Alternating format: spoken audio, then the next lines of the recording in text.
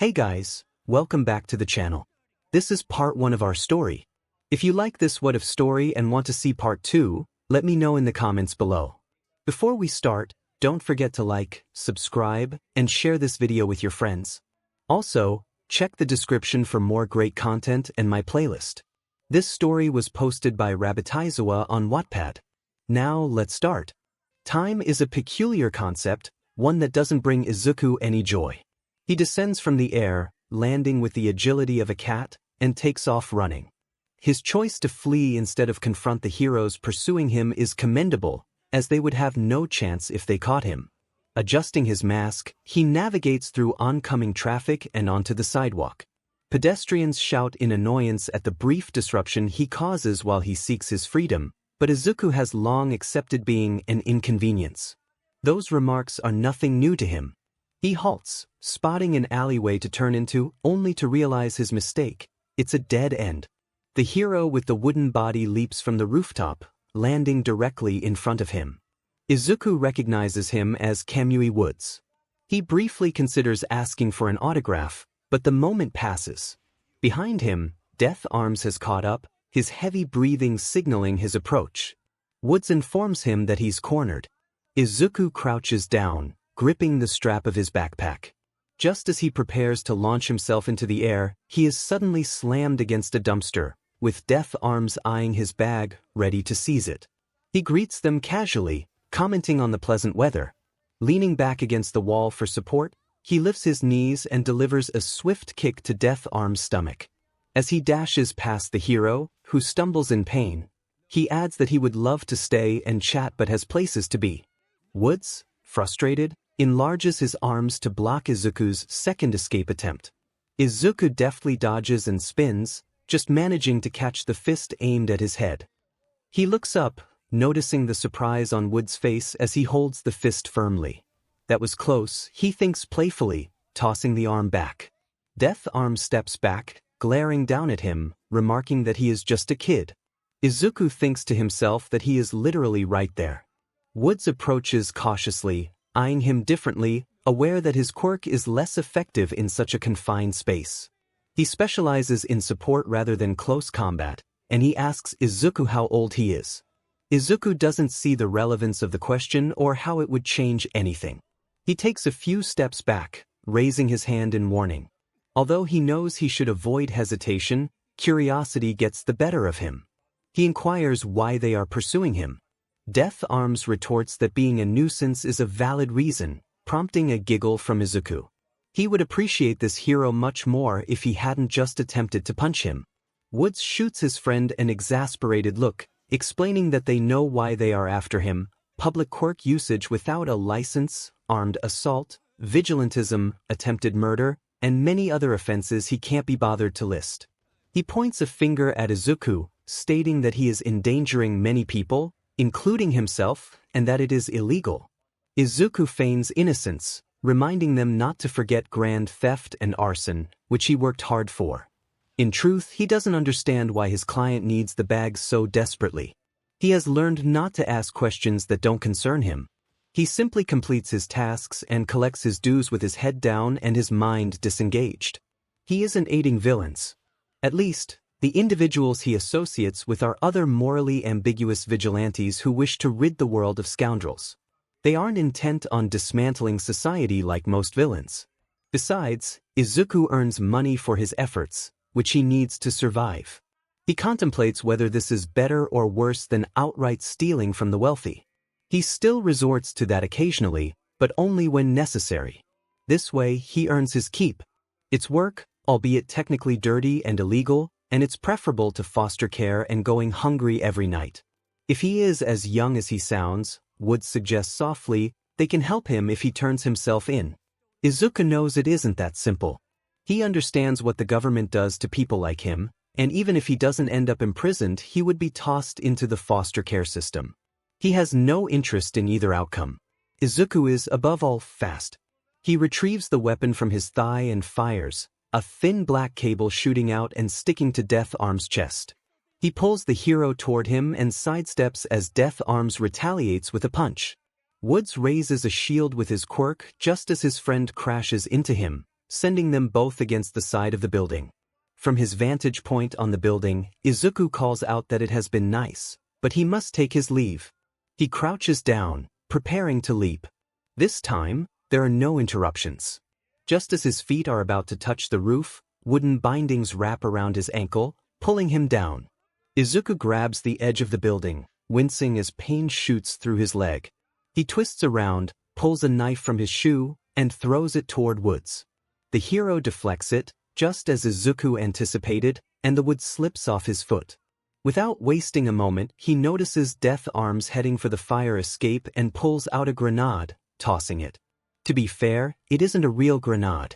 It simply resembles one, complete with a pin and grooves. Izuku finds it amusing to see the expressions on the heroes' faces when they think they are about to be blown up. It's exhilarating. Upon impact, the device releases a burst of hot pink sludge and glitter, shaking the ground and splattering both heroes, effectively immobilizing them. 𝗵𝗃𝗏𝗻𝗲 exclaims in shock, demanding Izuku return. Woods, ever the composed one, urges his friend to help him find a way out of the mess. Izuku, now crouched on the building, observes the scene below. The two heroes are bickering, and for a fleeting moment, Izuku contemplates what it might be like to surrender and allow them to take him in. Perhaps he would return with them to the police station. Perhaps the heroes would not recognize him for who he truly was. Perhaps they would give him a chance. But likely not. It was too risky, and Izuku straightened up, turned, and did not look back as he leaped onto the next building, heading deeper into the city. After delivering some goods to his customers and collecting their payments, Izuku made his way into the warehouse, where his newest clients lounged around workstations, enjoying sandwiches and drinks.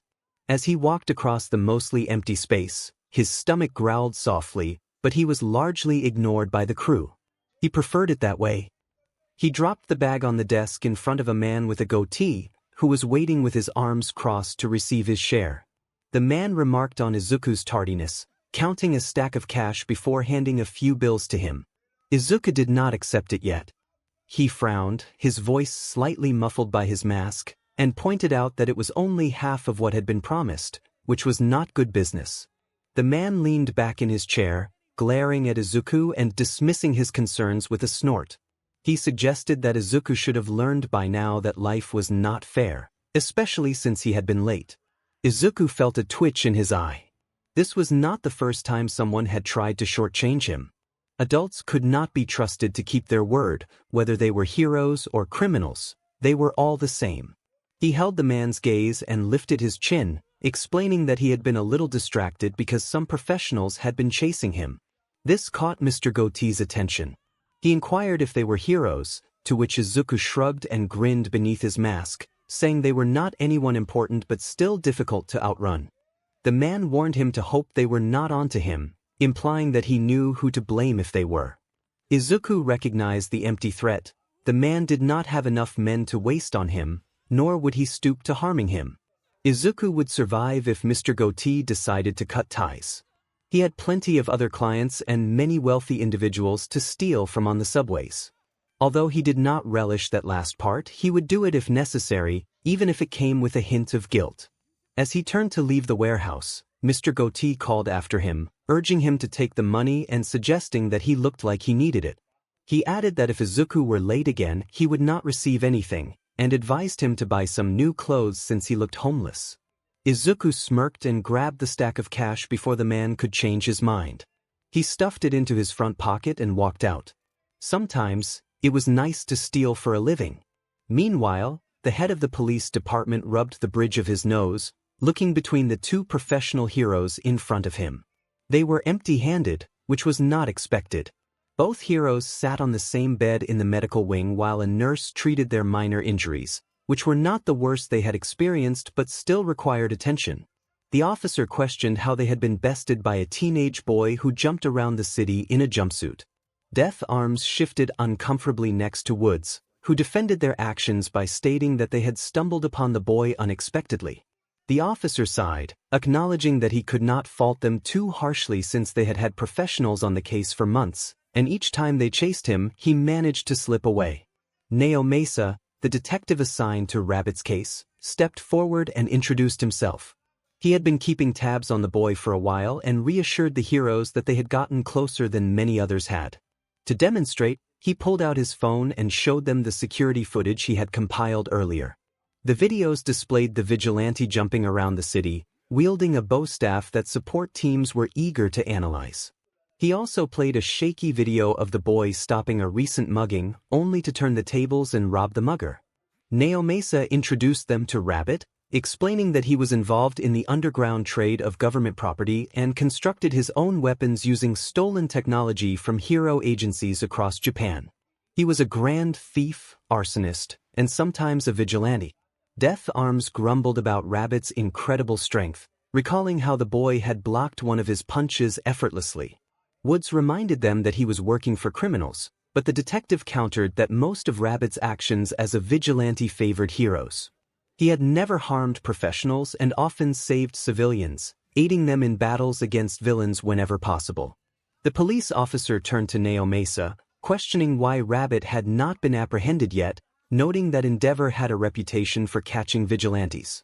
𝗵𝗄𝗍 thought sourly about 𝗵𝗍𝗏's methods, knowing that the number 2 hero would do anything to bring in a target, regardless of age.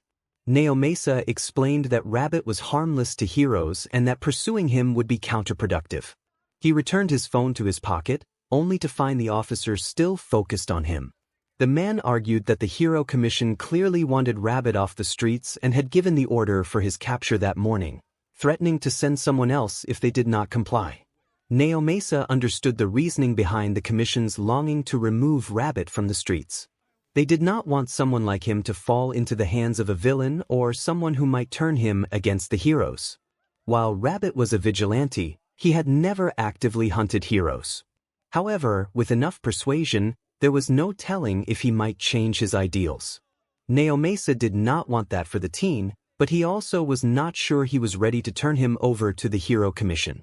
He appeared far too young to be considered a weapon, far too young, and someone like Rabbit had no place in any government facility. Woods expressed his determination, suggesting they should retrieve him quickly. The sooner they had him, the sooner he would be safe from the dangers lurking outside. 𝗵𝗄𝗍 interrupted, drawing the attention of 3 pairs of eyes. He assured them that he already had someone assisting him with the case. This underground hero had experience dealing with similar situations, and if anyone could earn Rabbit's trust and persuade him to surrender, it was this individual. After a moment of contemplation, the officer conceded that it wasn't a terrible idea. He asked how long they thought it would take to capture the boy. 𝗵𝗃𝗏𝗏 scoffed, rolling his eyes at the thought of capturing a superpowered teenager, suggesting it could take ages.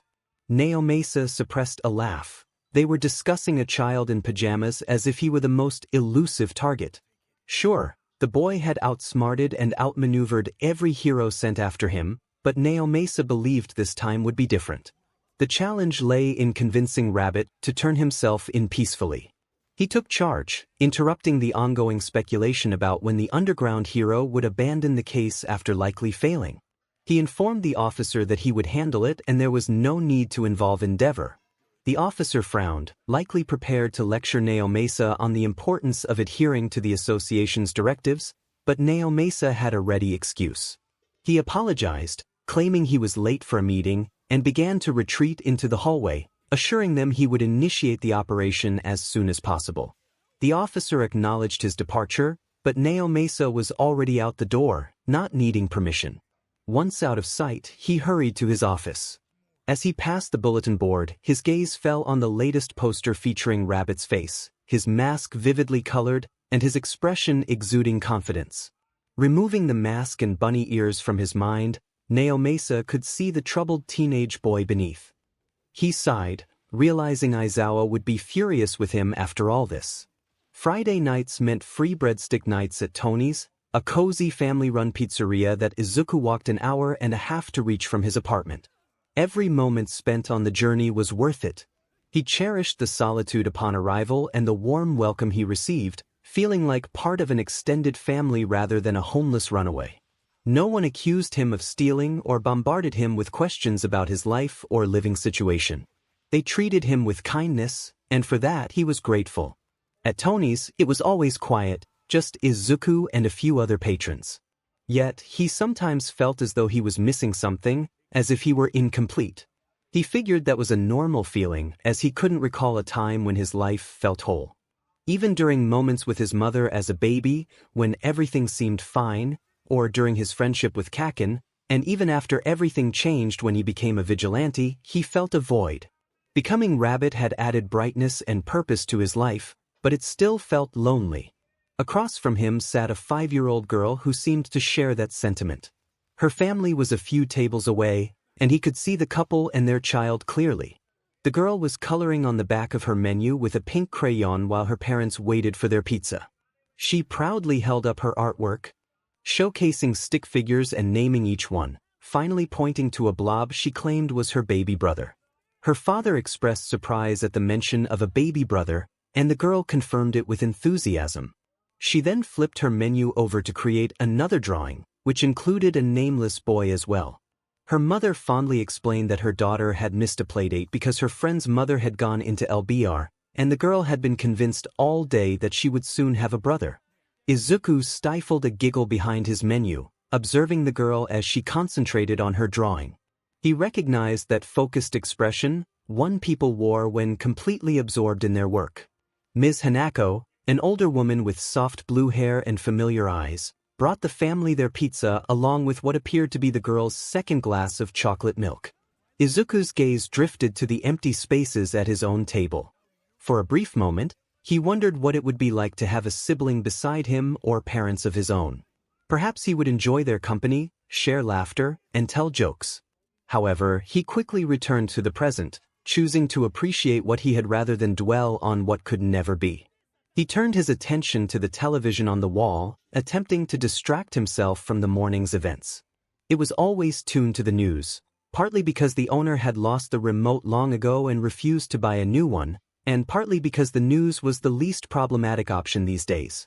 The broadcast reported that Best Jeanist had thwarted yet another incident in the 3rd District, with civilians expressing their gratitude. Same news, different day. Izuku was surprised there was no coverage of his encounter with 𝗵𝗃𝗏 and Kamui Woods, but he wasn't complaining. They likely preferred to keep the public unaware that a vigilante had outsmarted them. Ms. Hanako approached, greeting him warmly and setting a glass of water on the table. She remarked that she hadn't seen him in a while and asked what he had been up to.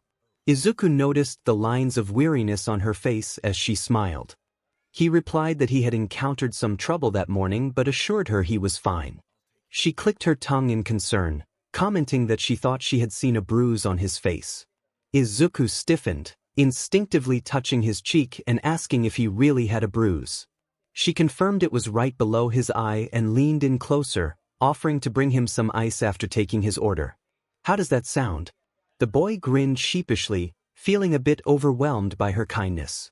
She didn't wait for him to respond, already anticipating his usual order.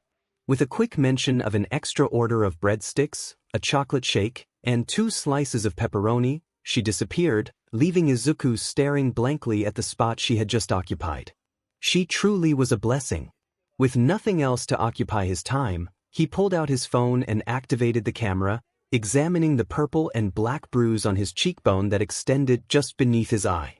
It hurt when he spoke, the skin stretching painfully across the bone, itchy and sore. It was an unsightly mark, and he could understand why he had received more dirty looks than usual on his way here. He poked at it gently, only to hiss in pain. That encounter with Kamui Woods had left its mark. If the boy hadn't grabbed his ankle, causing him to slam his face into the edge of the building, he wouldn't be in this situation. There was nothing he could do about it now. It would fade away in a couple of weeks. For the time being, he decided to cover it with his hair, realizing he really needed a haircut. He played Subway Surfer for a few minutes, occasionally tuning into his surroundings. The game was entertaining, despite the frustratingly poor Wi-Fi. The bell rang, announcing the arrival of a new customer. He noticed a cute dog accompanying them and wished he could adopt it. Ms. Hanako called from behind the counter, inviting the newcomer to take a seat. Izuku felt a pang of longing for more keys as he received a text from Kakin. He could almost hear his explosive friend's voice in his head as he read the message, asking if Izuku was still coming over tomorrow since his grandmother had bought something for him. A small smile crept onto Izuku's lips as he replied, mentioning he might be late due to another job. Kaken responded almost instantly, reminding him not to get hurt again or else he would face dire consequences. Bakugos Katsuki was one of the few who knew about Izuku's vigilante alter ego, having been the one to suggest he become Rabbit in the first place. An ice pack was placed in front of him, pulling him from his thoughts, followed by the milkshake. Ms. Hanako informed him that the pizza and breadsticks were almost ready before she moved on to take the newcomer's order. When the food finally arrived, the ice pack had warmed and the milkshake was nearly gone. He expressed his gratitude and eagerly dug into his meal, savoring the delicious flavors. Tony's pizzeria never disappointed. He finished quickly and placed a stack of bills on the table before Ms. Hanako could protest, as she often insisted he keep his money, claiming he was too underfed to pay for a little food. As he was about to leave, he felt an itch at the back of his neck, his hair standing on end. Turning, he noticed a man who had walked in earlier staring at him. The man had tired, sunken eyes, and his black hair was pulled back in a loose ponytail. He appeared disheveled, dressed in dark clothing that gave off an unsettling vibe. What was most striking was the large scarf coiled messily on the table beside him.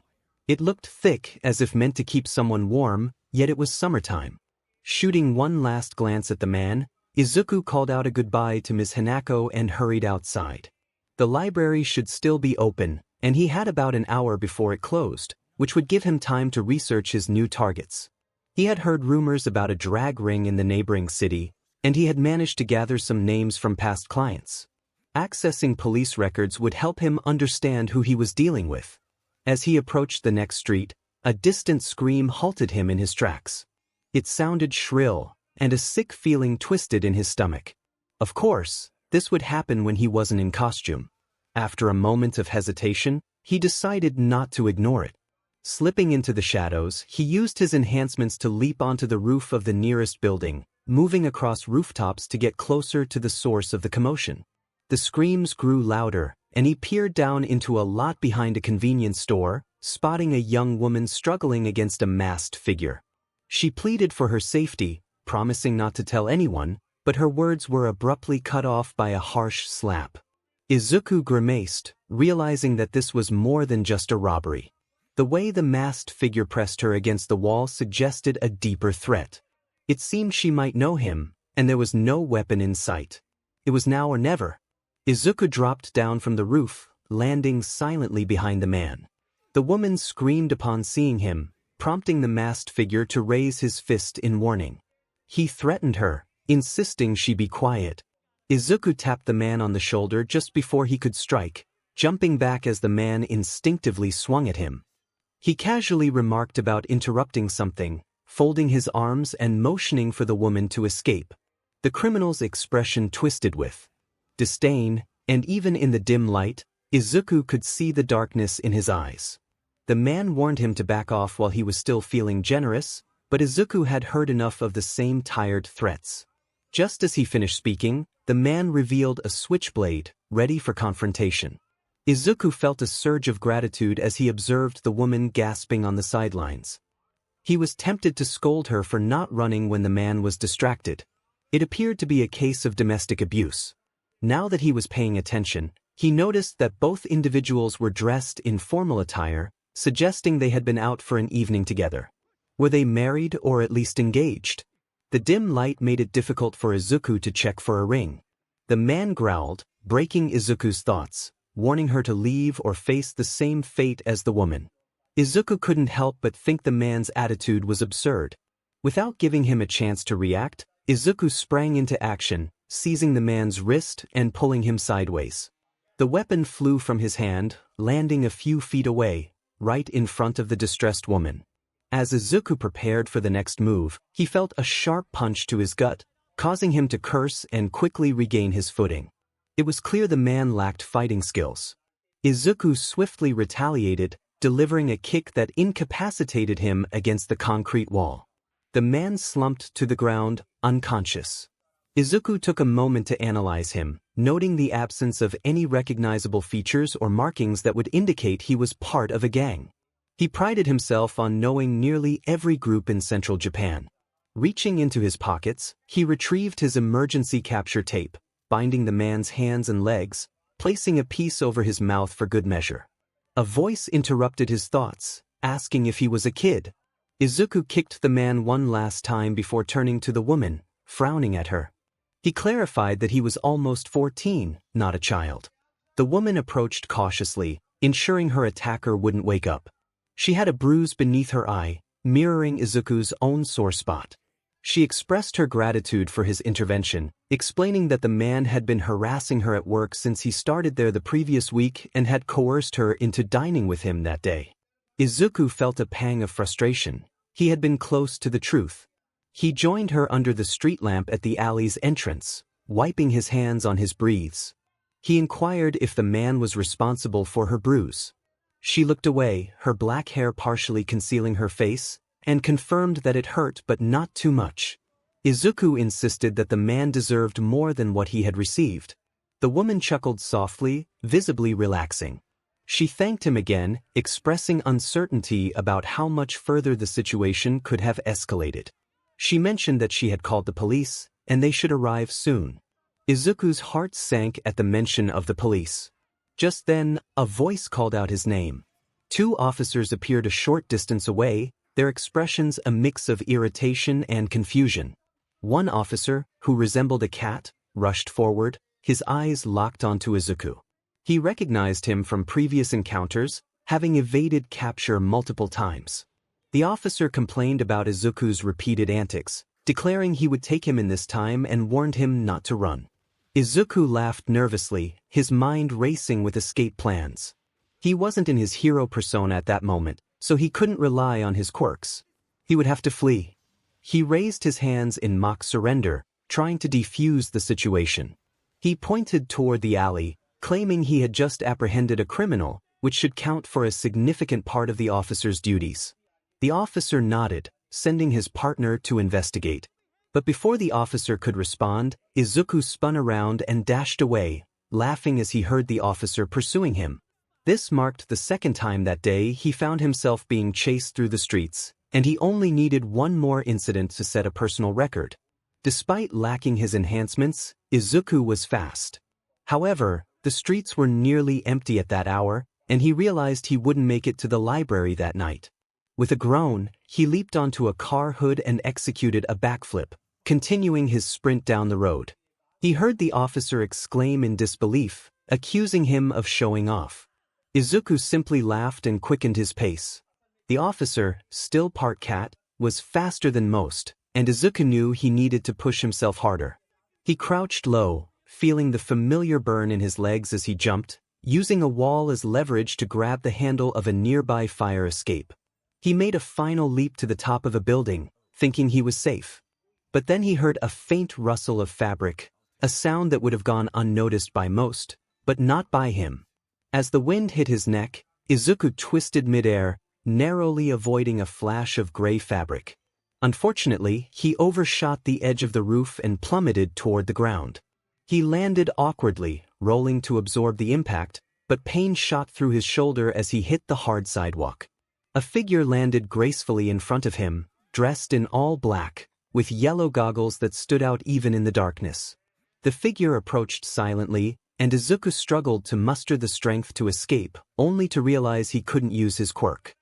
He felt a wave of dread wash over him as he recognized the large gray scarf and blazing red eyes. The familiarity struck him. He had been studying underground heroes for years. He gulped nervously, realizing the gravity of his situation. Izuku had not realized that Eraserhead patrolled this part of town. It was an unfortunate thing to say, and he immediately felt his face heat up as he waved his hands in front of him, urging the hero to forget his comment. Eraserhead was an underground hero for a reason. His existence was supposed to be a secret, especially his patrol routes. Now, Izuku feared he might come off as a stalker or, worse, a villain. He tried to calm himself, thinking that perhaps Eraserhead would just assume he was joking.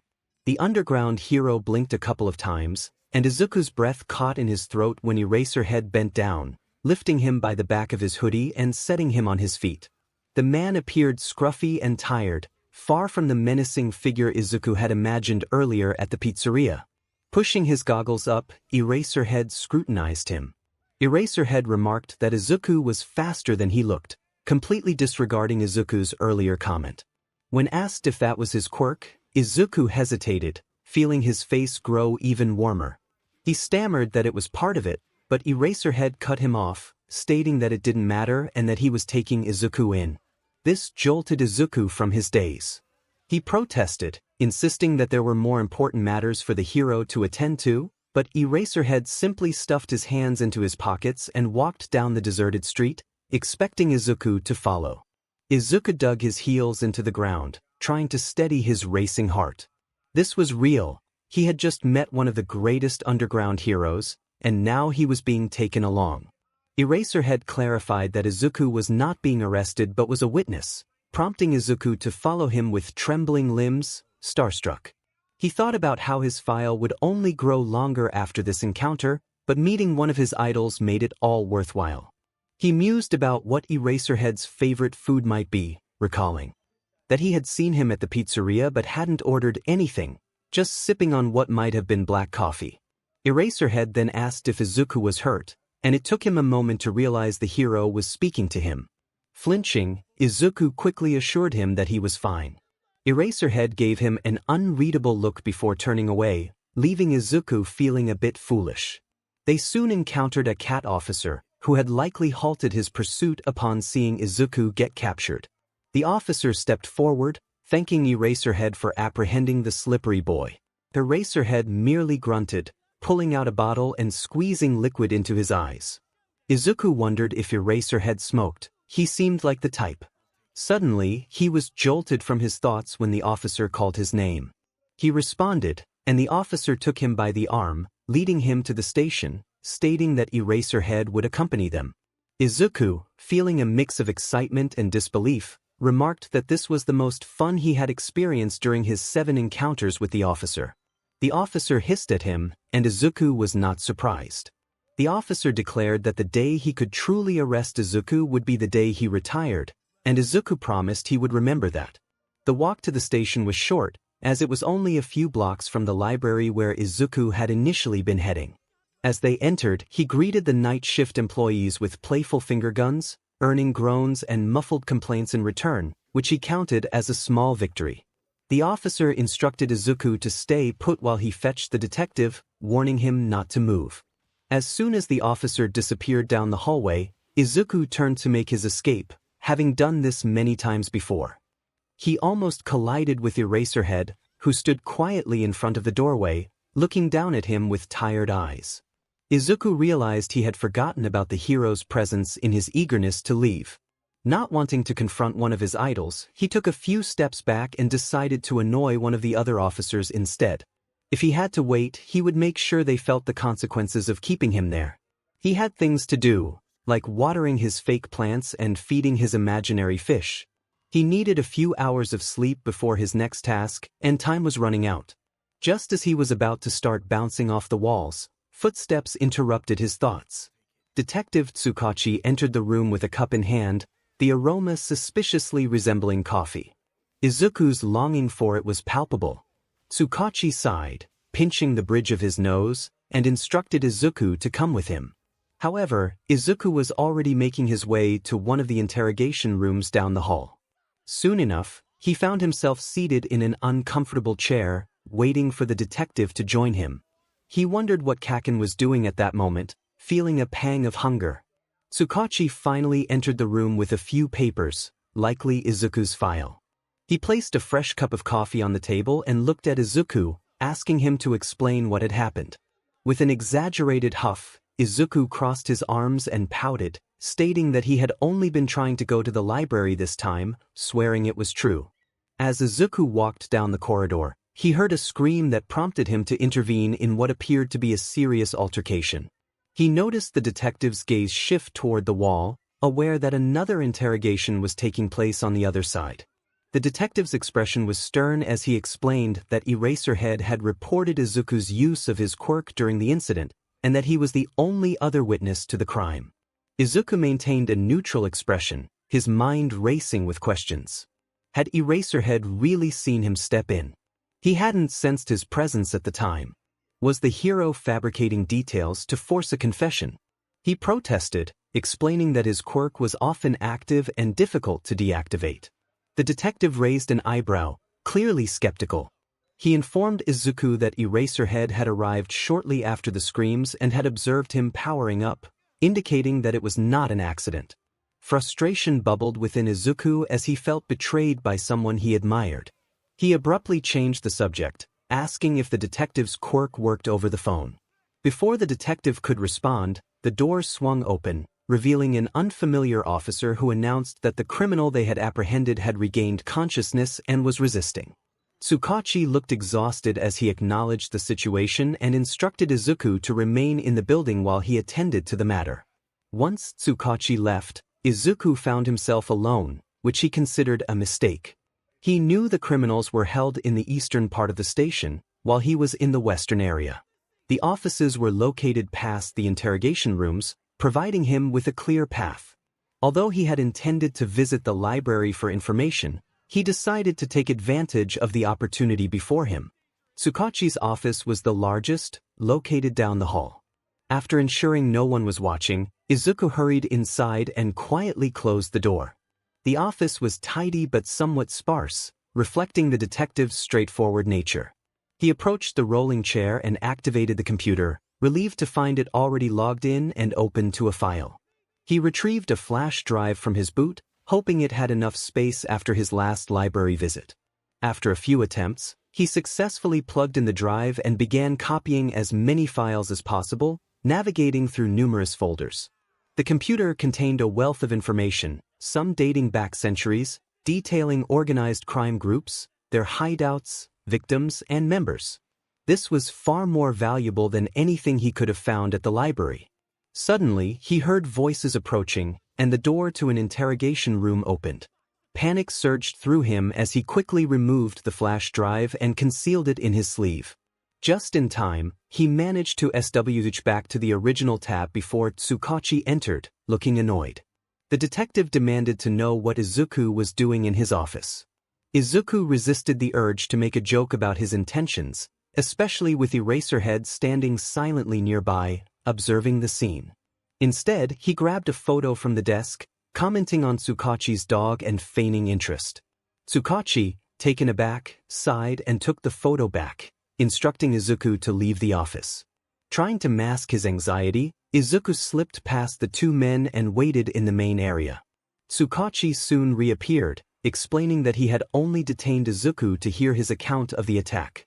Since he was underage, there would be no charges, but the incident would still be noted on his record. Izuku couldn't help but smile, sensing the detective's frustration at not being able to take more serious action. As 𝗬𝗁𝗁 headed for the door, he informed Izuku that he would be going home with an SRT due to curfew regulations. Izuku was taken aback, realizing that Eraserhead would be the one accompanying him. 𝗬𝗁𝗁 reminded him to avoid putting himself in danger again, as he had enough paperwork to deal with already. Izuku nodded, aware that no amount of scolding would change his behavior. He glanced at Eraserhead, who had remained quiet until now. The hero grumbled for Izuku to follow him, indicating that his shift had ended. The walk home was awkward, with Eraserhead striding ahead. It seemed as if he was either waiting for Izuku to take the lead or had forgotten his purpose altogether. Izuku pondered whether he was overthinking the situation, but the tension lingered between them. Just as Izuku plans to slip into one of the alleyways and out of sight, Eraserhead glances back at him, as if sensing his thoughts. He remains silent, but the boy can feel the weight of impatience in the air, urging him to move faster. Hastening to walk alongside the hero, Izuku attempts to calm his racing heart. The power of Eraserhead's quirk radiates from him, a force that thrums beneath his skin even when not in use. The green-haired boy has to block out his own senses to focus on not rambling. Eraserhead is incredibly impressive. There's a good chance his quirk doesn't affect mutant types, meaning he often fights without his powers.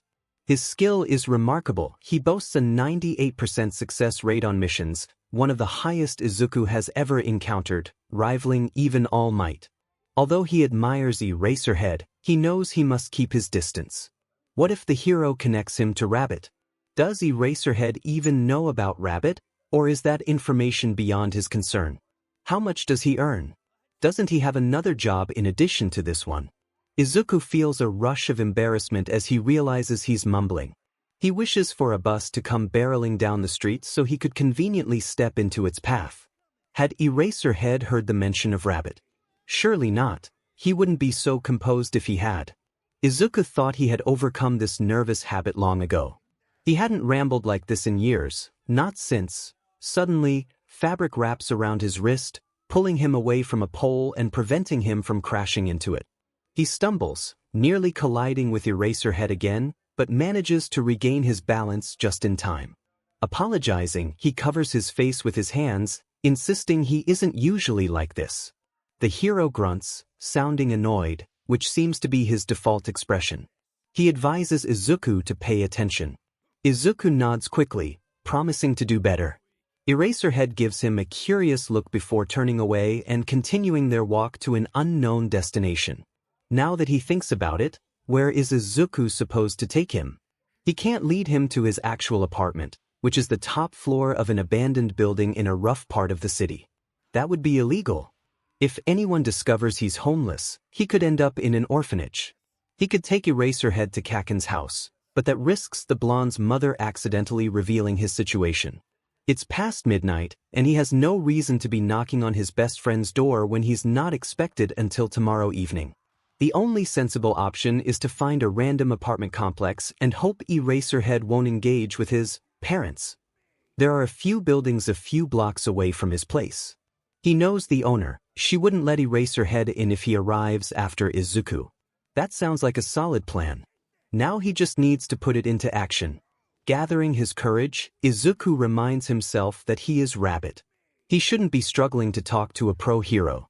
Clearing his throat, he mentions that he lives near City Hall, which is about a 15-minute walk from their current location.